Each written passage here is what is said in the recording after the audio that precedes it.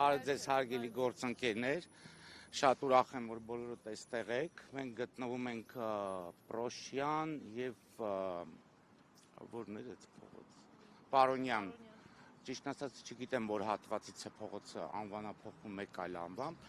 Մի խոսքով գտնվում ենք այն փողոցում, որտեղ իրականացնելու ենք թերի տեսակի ծառատեսակների փոխարինման աշխատանքներ այս տարի։ Նախ կուզեմ, քանի որ այսքան շատ ենք, եւս մեկ անգամ մի պատմական էքսկուրս անեմ։ Թերի տեսակի ծառատեսակները Երևան քաղաքում տնկվել են 40-ական, 50-ական թվականներին։ Այդ ժամանակ Երևանը արագ կանաչապատելու համար Երևան են ներկրվել արժեքավոր ծառատեսակներ, սոսիներ, կաղնիներ եւ այսպես շարունակ։ Բայց քանի որ տնկայունքի բավականին մեծ ծավալ է անհրաժեշտ եղել տնկելու, ուրեմն հավանաբար գումարը չի բավարարել այն ժամանակ եւ Իջևանի մոտերը Դիլիջան Իջևան արանքում ունեցել ենք մի թեղուտ այսպիսի կոչվող վայր, որտեղից առանց գումարի բազմաթիվ թեղիներ են բերվել Երևանում տնկվելու համար։ Ուրեմն տնկվել են ժամանակավոր լուծում տալու համար մի 30-40 տարով Երևանը կանաչապատելու համար, այնուհետև դրանք փոխարինելու համար։ Այդպես նույնպիսի ծառեր են եղել նաև ակացիաները, որոնք իրենց վատ են զգացել Երևան քաղաքում եւ Սովետական միության վերջին ժամանակահատվածում 80-ական թվականներին դրանք փոխարինվել են։ Ցավոք սրտի չեն հասցվել նաև թերի ծառատեսակները փոխարինվեն։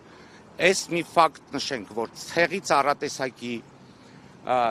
քաղաքային պայմաններում կենսունակության տարիքը շուրջ 40-50 տարի է։ Հետևաբար այն ծառերը, որը մինչև հիմա կանգնած են Երևան քաղաքում, դրանք 70-80 տարեկան են։ Մարդը եթե 100 տարեկան է, ապրել է իր տարիքը, ինչպես ընդունված է, մենք ինչքան ուզում ենք նրան դեղ տանք։ Մենք չենք կարող նրան երիտասարդացնել կամ անմահացնել։ Բնության մեջ յուրաքանչյուր բան, ծառ, թուփ, մարդ, շուն, կատու, ինչ կուզեք, դրանք ունեն իրենց կյանքի տևողությունը։ Թեղիների մոտ իրենց կյանքի տևողությունը դեռևս վաղուց ավարտված է։ Հիմա կասեմ, թեղիների մոտ վաղուց ավարտված է։ Ինչ վիճակում են գտնվում թեղիները։ Այդ նեմատոդային ворթերը, որոնք ամբողջ իրենց բնամասում են, քայքայելով վերացնում են կոռելացիոն կապը, արմատ սաղարթ կոռելացիոն կապը եւ հետեւաբար սաղարթները վերանում են։ Այստեղ մենք չենք կարող ասել, որ սաղարթ ունենք։ Դուք խնդրեմ նկարեք ձեր ճաշակով, որ ծառն ուզում եք եւ կտեսնեք, որ այս հաստաբուն թեղի, որ ասում ենք, հաստաբուն ծառը եթե ծերացել է, հարգելի երևանցիներ, նա պետք է հաստաբուն լինի։ Մենք չենք ասում, որ փոխարինում ենք երիտասարդ ծառերը։ Տեսեք, այս հաստաբուն ծառերի պարագայում մենք ունենք ծաղկամանի մեծության ինչ որ սաղարթ այս ծառերի գլխին։ Մենք չենք կարող նման բան մեզ թույլ տալ։ Նախ առաջինը, Երևանի առանց այն էլ քիչ կանաչ տարածքները զբաղեցնել այս կամ այս երկաթյա սությունը, կամ այս թեղիները, դրանք լրիվ միևնույն բանն են։ Ավելին, այս թեղիներն ավելի վատ են, դա էկոլոգիական առումով։ Թեղիներն ավելի վատ են, որովհետև եթե երկաթյացությունը ոչ մի հիվանդություն չի տարածում, ապա այս չեղած ծառերը հանդիսանում են վնասատուների, այդ ժողովրդական լեզվով խոսեմ, այդ որդու բլոճների ձմեռման, բարգավաճման տեղեր, որոնք այնուհետև տեղափոխվում են ամբողջ քաղաքի կանաչ զանգվածի վրա։ Տեսեք, սխալ այստեղ թեղիներին չի կարող վերաբերվել։ Մի բան էլ, որոշ մարդիկ մանիպուլացնում են էդի ուրեմն գաղափարը։ Միայն թեղի տեսակի ծառատեսակն է, որ ինքը գլխից հատվում եւ իջացվում է։ Թեղի տեսակի ծառատեսակը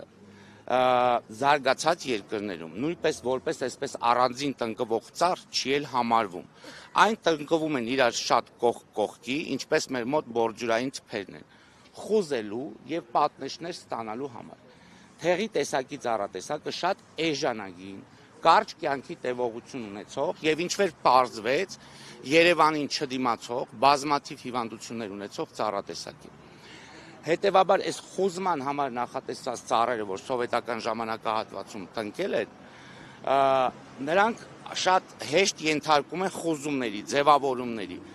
Դրա համար հաշվի առնելով, որ նրանք շատ ծեր են, մենք դրանց կատարում ենք բավականին խորը էդ։ Մնացած որևիցե ծառատեսակի մոտ, մեկ է բարդիները, որպեսզի չտապալվեն, նրանց կյանքի տևողությունն էլ կար։ Ոչ հաճենիների մոտ, ոչ կաղնիների մոտ, ոչ սոսիների մոտ, ոչ ակացիաների մոտ, ոչ մի ծառատեսակի մոտ դուք չեք տեսնի գլխից իջեցված ծառ։ Դրանք ենթարկվում են սանիտարական էտի նորմաներով։ Թեղիները եւ բարդիները, քանի որ սպառել են իրենց կենսունակության տարիքը,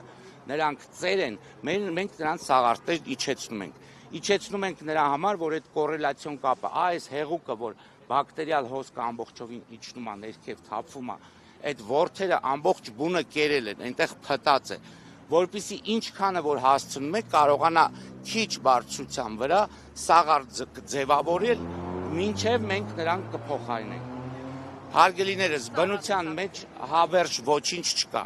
Տեսեք, մենք գտնվում ենք մի վայրում, որտեղ ես նույնիսկ չեմ էլ մոտենա եւ ծառերի վրա չեմ բացատրի, որտեղ ծառերի վիճակը այնքան կատաստրոֆիկ է, որ այստեղ ձեզ բացատրելու բան էլ չկա։ Դուք ինքներդ նկարեք այս վիճակը, այս փդացությունը, այս ворթու բլոճը, այս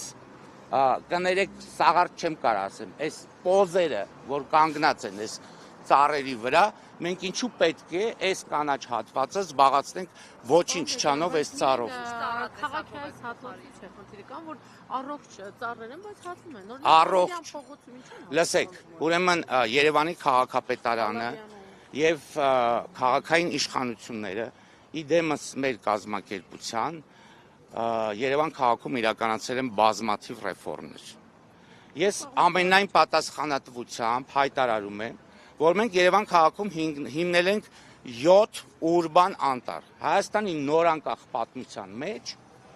վերջին 3 տարում հիմնվել է 7 ուրբան, դրանից առաջ ոչինչ չի հիմնվել։ Հենց այսպես պատասխանատու կերպով հայտարարում եմ։ Երևան քաղաքում վերջին 3 տարում տնկվել է 25,000-ից ավել արժեքավոր ծառատեսակներ, որոնք բոլորը կպած են։ Երևան քաղաքը չի խնայել քաղաքային իշխանությունները, որպեսզի Երևանում տնկվող ծառերը լինեն ոչ թե այսպիսի շիվեր, որոնք այդպես էլ ծառ չեն դառնում, այլ լինեն հասուն, այս հաստությամբ կայացած ծառատեսակներ, որոնք բավականին նաև թանկ են։ Ինչու համար, որովհետև ամեն ինչ քաղաքային իշխանությունները արել են Երևան քաղաքի համար օր առաջ Երևան քաղաքի այս կատաստրոֆիկ վիճակը բարելավելու եւ որ ամենակարևորն է, որ Երևան քաղաքը այլևս ժամանակ չունի այս շիվը տնկելու եւ 10 տարի սպասելու, որ նա դառնա ծառ։ Ամեն ինչ այնքան լավ է ներկայացնում, բայց ամեն ինչ այնքան վատ է։ Դուք շատ լավ եք։ Որտեղ է վատ։